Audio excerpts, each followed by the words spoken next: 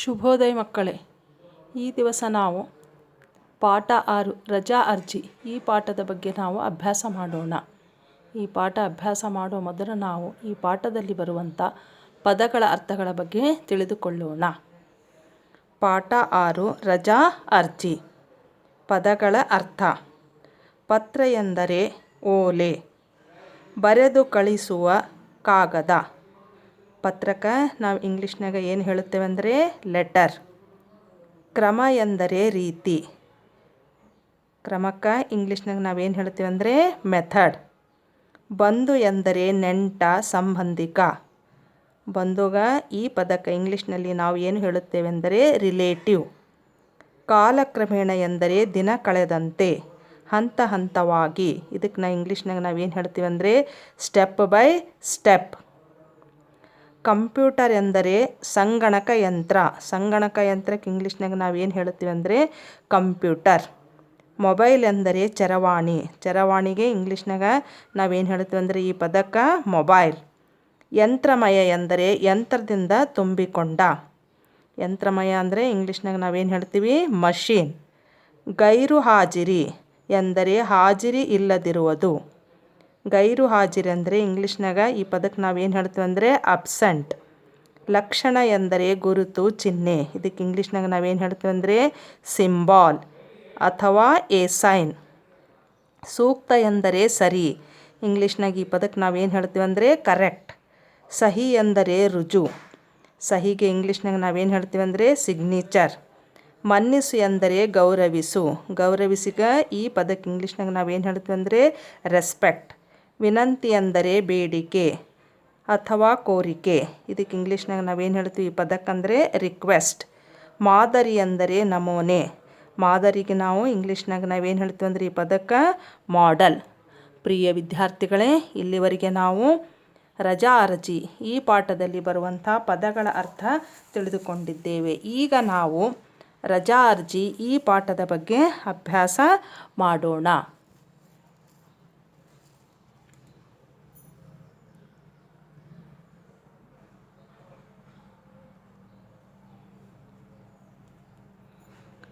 ಪಾಠ 6 ರಜಾ ಅರ್ಜಿ. ರಜಾ ಅರ್ಜಿ ಈ ಒಂದು ಪದದ ಬಗ್ಗೆ ನಾವು ತಿಳಿದುಕೊಳ್ಳೋಣ. ರಜಾ ಅಂದರೆ ಕನ್ನಡದಲ್ಲಿ ನಾವೇನು ಹೇಳ್ತೀವಿ ಅಂದರೆ ಬಿಡು ಅಥವಾ ಸೂಟಿ. ರಜಾ ಅಂದರೆ ಇಂಗ್ಲೀಷ್ನಾಗ ಲೀವ್. ಅರ್ಜಿ ಅಂದರೆ ಅಪ್ಲಿಕೇಶನ್. ರಜಾ ಅಂದರೆ ಇಂಗ್ಲೀಷ್ನಾಗ ನಾವೇನು ಹೇಳ್ತೀವಿ ಅಂದರೆ ಲೀವ್ ಅಪ್ಲಿಕೇಶನ್. लीव एप्लीकेशन को हिंदी में क्या कहते हैं? छुट्टी के लिए आवेदन पत्र. ಮಕ್ಕಳೇ, ಪತ್ರ ಬರೆಯುವ ಕ್ರಮ ಬಹಳ ಹಿಂದಿನಿಂದಲೇ ಬಂದಿದೆ.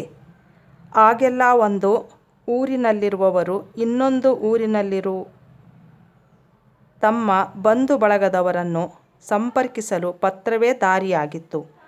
ಕಾಲಕ್ರಮೇಣ ಕಂಪ್ಯೂಟರ್, ಮೊಬೈಲ್ ಇತ್ಯಾದಿಗಳು ಬಂದು ಕೈ ಬರಹದ ಪತ್ರ ಕಡಿಮೆಯಾಗತೊಡಗಿತು. ಮನಸ್ಸಿನ ಆಲೋಚನೆಗಳನ್ನು ಪತ್ರದಲ್ಲಿ ಮೂಡಿಸುವಾಗ ನಿಜಕ್ಕೂ ಸಂತೋಷವಾಗುತ್ತದೆ. ಆದರೆ ಇಂದು ಕೈ ಬರಹವು, ಪತ್ರ ಬರಹವು ಕಡಿಮೆಯಾಗಿದೆ. ಎಲ್ಲವೂ ಯಂತ್ರಮಯವಾಗಿದೆ. ಪ್ರಿಯ ವಿದ್ಯಾರ್ಥಿಗಳೇ, ಈಗ ನಾವು ಪಾಠದ ಬಗ್ಗೆ ತಿಳಿದುಕೊಳ್ಳೋಣ. ರಜಾ ಅರ್ಜಿ ಅಂದರೆ ಇಂಗ್ಲೀಷ್ನಾಗ ನಾವೇನು ಹೇಳ್ತೀವಿ ಲೀವ್ ಅಪ್ಲಿಕೇಶನ್. ಹಿಂದಿ ಒಳಗೆ ಏನು ಹೇಳ್ತೀವಿ ಅಂದರೆ ಚುಟ್ಟಿ ಕೆ ಲಿಯೇ ಆವೇದನ್ ಪತ್ರ. ಮಕ್ಕಳೇ ಅಂದರೆ ಇಂಗ್ಲೀಷ್ನಾಗ ನಾವೇನು ಹೇಳ್ತೀವಿ ಅಂದರೆ ಚಿಲ್ಡ್ರನ್. ಪತ್ರ ಬರೆಯುವಂಥ ಒಂದು ಕ್ರಮ ಏನದ ಬಹಳ ಹಿಂದಿನಿಂದಲೇ ಬಂದಿದೆ. ಆಗೆಲ್ಲ ಒಂದು ಊರಿನಲ್ಲಿರುವವರು ಇನ್ನೊಂದು ಊರಿನಲ್ಲಿರುವ ತಮ್ಮ ಬಂಧು ಬಳಗದವರನ್ನು ಸಂಪರ್ಕಿಸಲು ಪತ್ರವೇ ಒಂದು ದಾರಿಯಾಗಿತ್ತು. ಪತ್ರ ಅಂದರೆ ಲೆಟರ್ ಅಂಥೇಳಿ ಕರಿತೀವಿ. ಕ್ರಮ ಅಂತಂದ್ರೆ ಏನದ ರೀತಿ. ಇದಕ್ಕೆ ಇಂಗ್ಲೀಷ್ನಾಗ ನಾವೇನು ಹೇಳ್ತೀವಿ ಅಂದರೆ ಮೆಥಡ್ ಅಂಥೇಳಿ ನಾವು ಹೇಳ್ತೀವಿ. ಒಂದು ಊರಿನಲ್ಲಿರುವವರು ಏನದ ಇನ್ನೊಂದು ಊರಿನಲ್ಲಿ ಇರುವಂಥ ತಮ್ಮ ಬಂಧು ಬಳಗದವರನ್ನು ಸಂಪರ್ಕ ಮಾಡಲು ಪತ್ರವೇ ಒಂದು ದಾರಿಯಾಗಿತ್ತು. ಬಂಧು ಬಳಗದವರು ಅಂದರೆ ಇದರ ಅರ್ಥ ಏನು ಕನ್ನಡದಾಗ ಅಂದರೆ ನೆಂಟ ಸಂಬಂಧಿಕ ಅಂತ ಹೇಳ್ತೀವಿ. ಇಂಗ್ಲೀಷ್ನಾಗ ನಾವೇನು ಹೇಳ್ತೀವಿ ಅಂದರೆ ಈ ಪದಕ್ಕೆ ರಿಲೇಟಿವ್. ಸಂಪರ್ಕಿಸು ಅಂದರೆ ಇಂಗ್ಲೀಷ್ನಾಗ ನಾವೇನು ಹೇಳ್ತೀವಿ ಅಂದರೆ ಕಮ್ಯುನಿಕೇಟಿವ್. ಪತ್ರ ಅಂದರೆ ಲೆಟರ್. ದಾರಿ ಆಗಿತ್ತು. ದಾರಿ ಅಂದರೆ ಇಂಗ್ಲೀಷ್ನಾಗ ನಾವೇನು ಹೇಳ್ತೀವಿ ಅಂದರೆ ವೇ. ಕಾಲಕ್ರಮೇಣ. ಕಾಲಕ್ರಮೇಣ ಅಂದರೆ ದಿನ ಕಳೆದಂತೆ, ಹಂತ ಹಂತವಾಗಿ. ಇಂಗ್ಲೀಷ್ನಾಗ ನಾವೇನು ಹೇಳ್ತೀವಿ ಅಂದರೆ ಸ್ಟೆಪ್ ಬೈ ಸ್ಟೆಪ್. ಕಾಲಕ್ರಮೇಣ ಕಂಪ್ಯೂಟರ್, ಮೊಬೈಲ್ ಇತ್ಯಾದಿಗಳು ಬಂದು ಏನದ ಕೈ ಬರಹದ ಪತ್ರ ಭಾಳ ಕಡಿಮೆಯಾಗ ತೊಡಗಿತು. ಕೈ ಬರಹ ಅಂತಂದರೆ ಹ್ಯಾಂಡ್ ರೈಟಿಂಗ್.